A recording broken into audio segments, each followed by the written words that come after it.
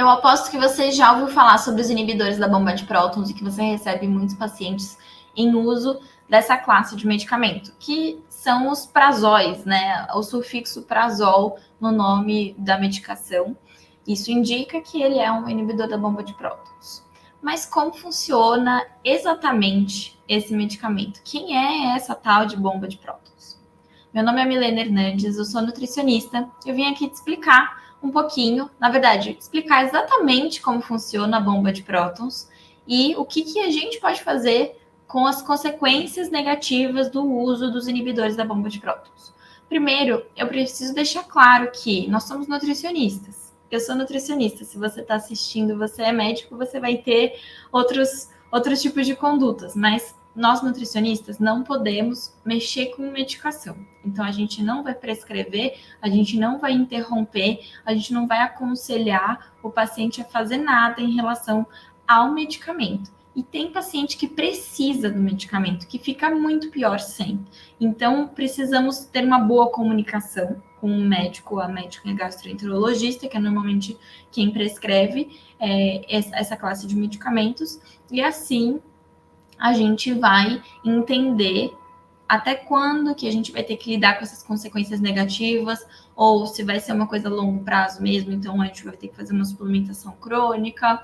E é importante que você aconselhe o paciente a voltar no médico ou na médica, porque muitas vezes ele recebe uma prescrição de um inibidor da bomba de prótons e ele vai lá, pega a receita, é um medicamento que dá para comprar sem receita, inclusive é um dos medicamentos que são mais autoprescritos, né, que a pessoa compra e toma sem prescrição médica e continua tomando. Então, você precisa falar para ele voltar, porque pode ser que esse tratamento não seja tão longo assim.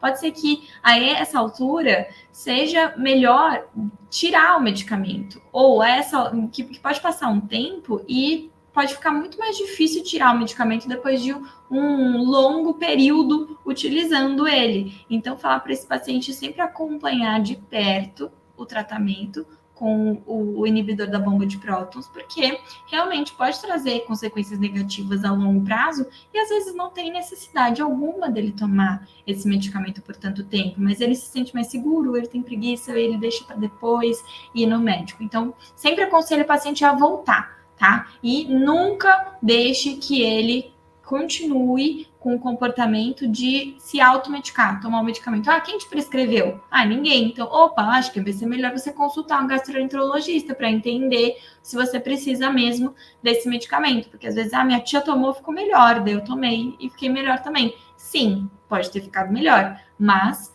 precisa entender quais são as consequências disso, se realmente tinha indicação para ele utilizar esse medicamento, tá?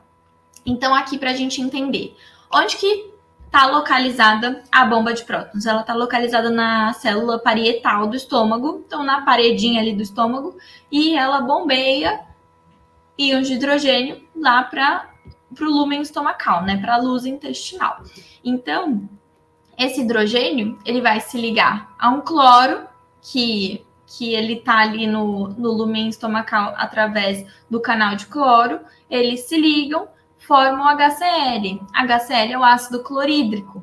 Então, é o ácido que está presente ali no nosso estômago. O estômago é ácido. Ele tem que ser ácido. Por que ele tem que ser ácido? Porque é no pH ácido que a gente vai conseguir ativar algumas enzimas digestivas. Então, a digestão de proteínas, ela precisa da enzima que vai ser ativada em pH ácido. Se eu não tenho pH ácido, nesse ponto aqui, que é o pH do estômago, que é de 1 a 2, eu vou ter uma digestão de proteínas muito prejudicada, que vai ser muito ruim para esse paciente. O que mais que vai acontecer? Alguns nutrientes precisam ser transformados, né, para eles serem absorvidos lá no intestino. Então, a gente precisa transformar o ferro férrico em ferro ferroso, para daí sim ele ser absorvido lá no lúmen intestinal. Se eu não tenho essa transformação ali no estômago, eu não vou conseguir absorver o ferro corretamente. A B12 também precisa ácido do estômago, do pH ácido do estômago, para conseguir ser absorvida. A B12 ainda tem os seus poréns, né? Porque ela precisa do fator intrínseco, ela precisa do transportador, ela é uma vitamina um pouquinho mais chatinha. Isso se a gente estiver considerando um paciente que consome B12 através dos alimentos, ok? Não estamos falando de suplemento aqui. Então, a B12 também, o ferro, o magnésio e o cálcio também passa por uma transformação aí antes de chegar lá no intestino para ser absorvido. Então, já de cara, a gente entende que precisamos do pH ácido para tudo isso funcionar muito bem. Agora, o que acontece para essa bomba de prótons funcionar? Então, a gente tem 3 fatores principais, tá? A gente vai ter um hormônio, que é a gastrina. A gastrina tá ali para isso, ela tá ali para estimular a bomba de prótons. E a gente tem outros 2 substratos que vão aumentar a atividade da bomba de prótons. Então, a gente tem a histamina e a gente tem a acetilcolina. Esses outros 2 substratos estimulam a bomba, quer dizer, eles aumentam a atividade da bomba de prótons. E a gastrina vai lá para estimular o hormônio que estimula a bomba de prótons. Além dos inibidores da bomba de prótons, a gente também tem outras classes de medicamentos que às vezes são utilizados para melhorar alguns desconfortos gastrointestinais, né? Desconfortos gástricos. Então, a gente tem, por exemplo, os bloqueadores do receptor de histamina, que vai inibir uma das vias, mas vai deixar funcionando ainda a da acetilcolina e vai deixar ainda a gastrina funcionando também. Então, são 2 vias, uma estimulando, aumentando aumentando o funcionamento da bomba de prótons. Mas, daí a histamina vai estar bloqueada, né? O receptor de histamina vai estar bloqueado. Então, você reduz a ação da bomba de prótons, reduz a atividade dessa bomba, mas não inibe. O inibidor da bomba de prótons, ele vai agir na bomba. Então, ele vai fazer assim, fecha aqui o perímetro todo, porque não vai mais funcionar. Então, a bomba de prótons para de funcionar, para de bombear hidrogênio, o hidrogênio para de se ligar no cloro, para de formar ácido clorídrico. E o ácido do estômago, né, o suco gástrico, ele vai se tornar menos ácido. Ele não chega a se tornar nem pH neutro, nem básico, ele fica com pH em torno de 5, 5,5.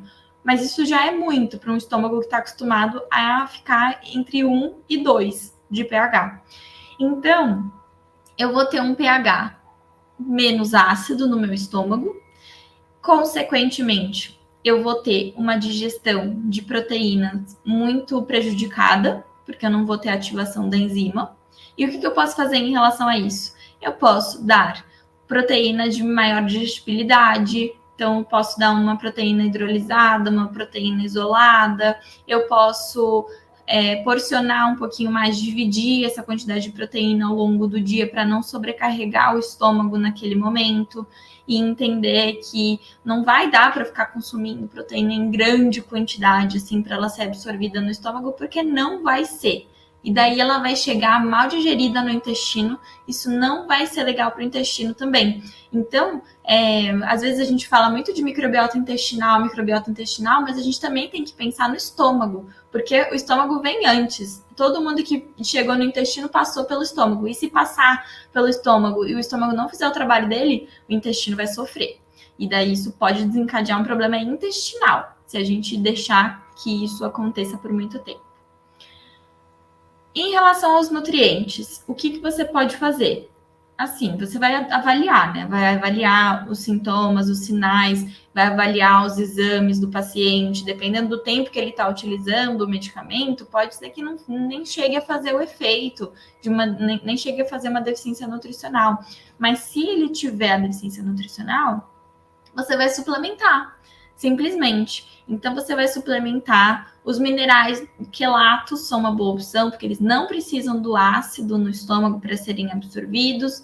Então, você vai fazer uma suplementação adequada ali durante todo o tempo de tratamento e até um pouquinho depois, porque o estômago não volta, né, ao normal, assim, de um dia, da noite para o dia. Então, normalmente, quando se retira o medicamento, é feito um desmame, é feito uma retirada gradual desse medicamento, vai diminuindo a dose, vai espaçando um pouquinho mais, até conseguir retirar 100%. Por quê?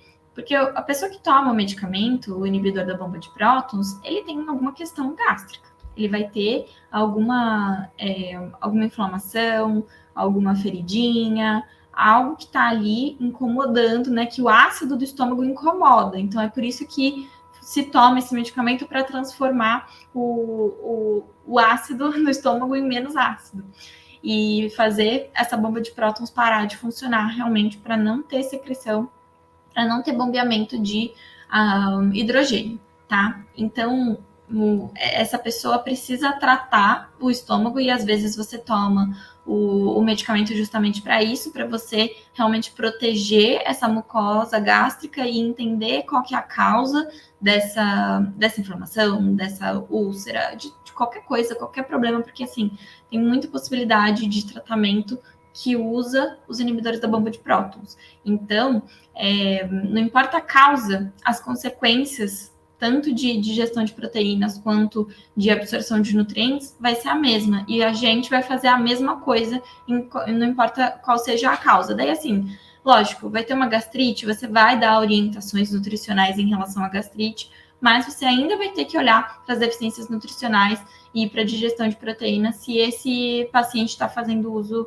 do inibidor da bomba de prótons, tá? Então, relembrando aqui, fazendo um resuminho no final. A gente tem a bomba de prótons, está localizada na célula parietal do estômago. Ela bombeia hidrogênio que se liga com cloro e forma ácido clorídrico. E esse é o funcionamento normal da bomba de prótons.